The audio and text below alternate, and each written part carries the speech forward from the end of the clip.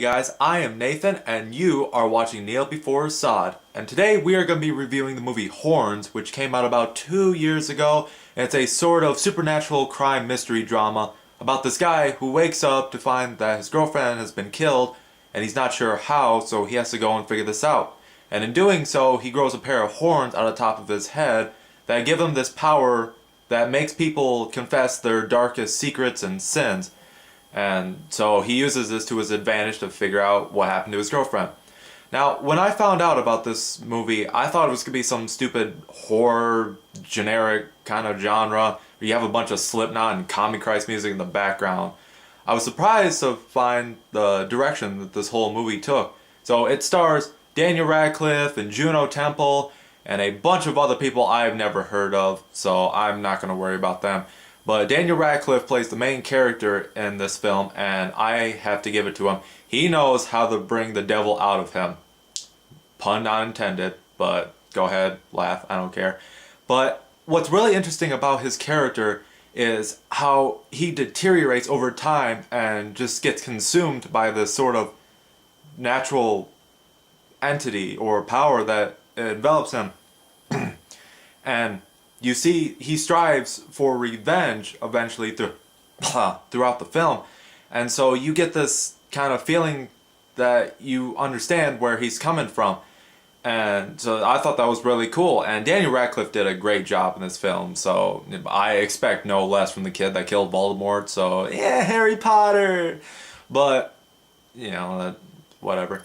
And another thing in this film that it was really cool to see was they always showed a backstory of how him and his girlfriend got to this point where he saw them as kids and how they met, and you kind of figure out other characters and you try to pinpoint, okay, who could be the murderer and stuff. So that in my taste, that's pretty interesting.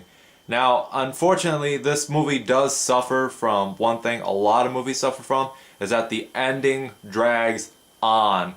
Now, I'm not sure what the director was going for. There were some really cool Hellboyish scenes, but for the most part, when you kind of figure if a character has closure, then you have to get the feeling, okay, the movie's gonna end.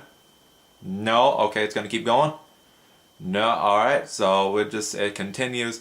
And for the most part, if the director had only taken certain bits and pieces out to configure into this film and just didn't want it to go on, then it could have had a pretty solid ending. But for the most part of it, it didn't work for me.